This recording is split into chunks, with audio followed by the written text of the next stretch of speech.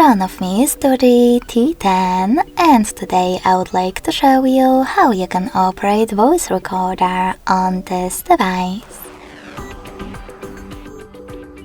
First of all, you need to open Sound Recorder app. If you never used it before, pick Allow in the pop-ups.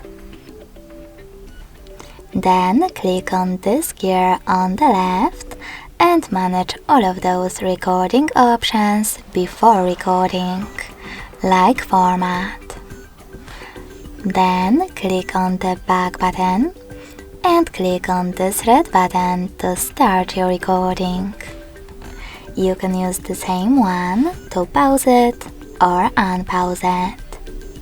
In order to add a bookmark, click on the left one, and to end it and save it on the right one. You need to tap on the right button now with 3 lines again to access list of all your recordings. As you can see, mine is over here. If you wish to play it, click on it. If you wish to rename it, hold it.